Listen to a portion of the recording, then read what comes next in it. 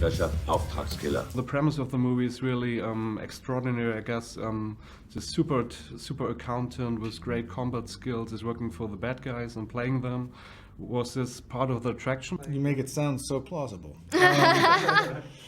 Part of the attraction of playing it was that it was a story that was unique and interesting, and that at the heart of it had a three-dimensional character that I thought would be a really fun acting challenge, and that the cast in the movie was just top-notch, and getting to work with Anna and everybody else was joy. He was the first one signed on, but it's nice that he's throwing the rest of the cast a bone. They got around, and I was liking them. Whoever signed on, I would say that about, honestly. So Ben, what's the biggest challenge in playing an autistic hero?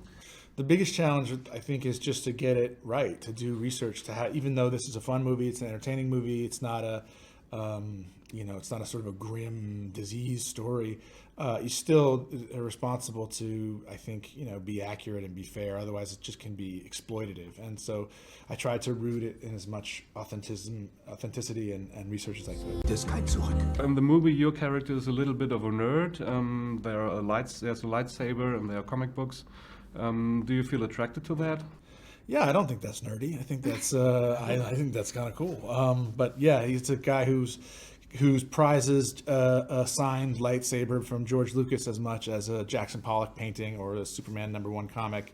One of the things I found with a lot of research is around people on the spectrum is some people had these wild collections, of stuff. They would get like everything, James Bond related or something, and they had these massive collections of all this paraphernalia, and I could totally get into that. Like I could become an eBay junkie very easily. So I thought that was a nice touch.